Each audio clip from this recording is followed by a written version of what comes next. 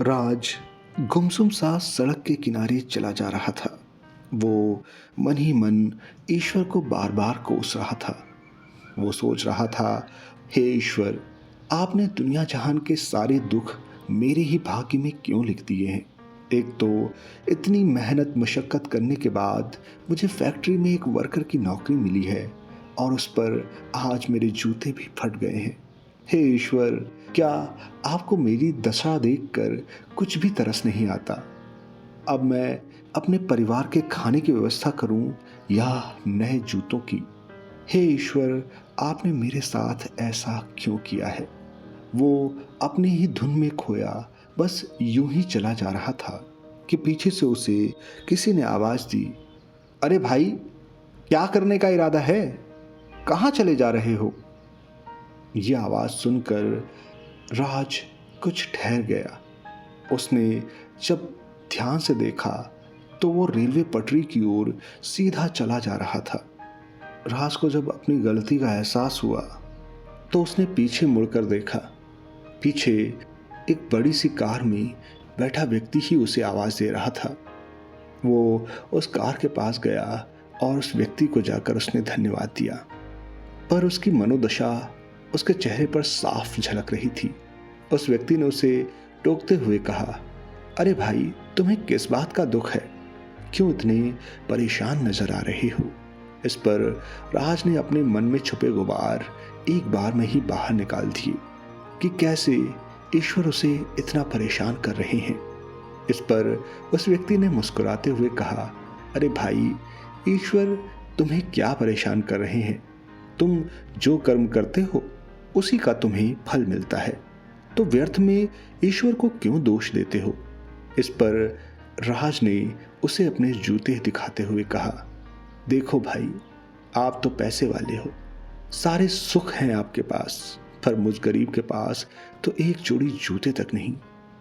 अब बताओ, मैं इतनी महंगाई में इस छोटी सी नौकरी से अपने घर का गुजारा करूं या अपने लिए नए जूते लेकर आऊं। इस पर उस व्यक्ति ने मुस्कुराते हुए कहा, अरे भाई, तुम इतना परेशान क्यों होते हो। देखो, ईश्वर जो करता है अच्छे के लिए ही करता है। शायद आज इसीलिए वो मुझे तुमसे मिलाने लाया है। ये लो नए जूते। इतना कहकर उसने नए जूतों का डब्बा राज को थमा दिया। राज ने पहले तो ना नुकुर की, पर उसकी जिद के आगे वो ठहर नहीं सका। राज ने वो जूते ले लिए। इस पर उस व्यक्ति ने कहा, तुम इन्हें पहनकर तो देख लो कि ये सही है कि नहीं। राज ने जब उन जूतों को पहना तो वाकई में वो बहुत शानदार जूते थे और उसके पैरों के लिए एकदम फिट। राज ने उसे बहुत धन्यवाद दिया। इस पर उस व्यक्ति ने कहा, भाई, तुम इतना परेशान क्यों रहते हो। मेरे हिसाब से तो तुम काफ़ी समझदार नजर आते हो, पर व्यर्थ में ही तुम ईश्वर को कोस कर क्या हासिल कर लोगी। सो तुम मेहनत करो और अपने दिमाग का इस्तेमाल करो, देखना एक दिन तुम भी कामयाब हो जाओगे। इस पर राज ने उसे टोकते हुए कहा, अरे साहब, आप जैसे बड़े लोगों के लिए ये बड़ी बातें करना आसान है, पर मुझ जैसे गरीब के लिए ये आसान नहीं। आज आपने मुझे जूते दे दिए, ये आपकी महानता है, पर रोज रोज मैं तरह तरह की चीज़ों से परेशान होता हूँ। कभी खाने की दिक्कत, कभी रहने की दिक्कत। आखिर ये सब ईश्वर का करा धरा तो है। अब ईश्वर के आगे मुझ जैसे इंसान की क्या चलेगी।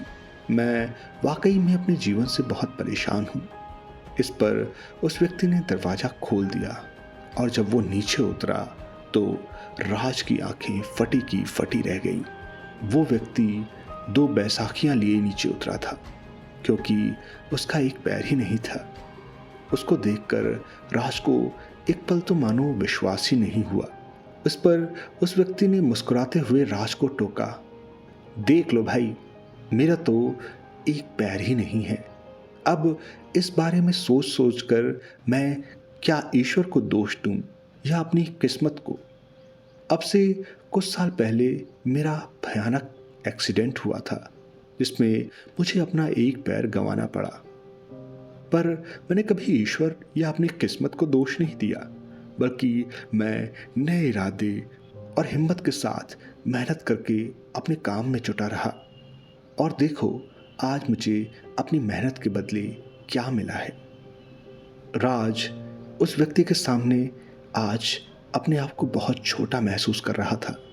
वो छोटा इस वजह से ही नहीं महसूस कर रहा था कि वो उससे पैसों रुपये में कमज़ोर है, बल्कि वो इसलिए भी छोटा महसूस कर रहा था कि उसकी सोच कितनी छोटी थी। उसने उस व्यक्ति को प्रणाम किया और चल दिया, मन में ये दृढ़ संकल्प करके कि वो अब सिर्फ मेहनत पर विश्वास करेगा, ना कि अपनी किस्मत और ईश्वर को दोष देने में। तो ये थी मेरी आज की कहानी, दोषी कौन। कैसी लगी आपको मुझे कमेंट बॉक्स में बताइएगा ज़रूर। और हाँ, मेरे इस वीडियो को लाइक और चैनल को सब्सक्राइब करना बिल्कुल मत भूलिएगा।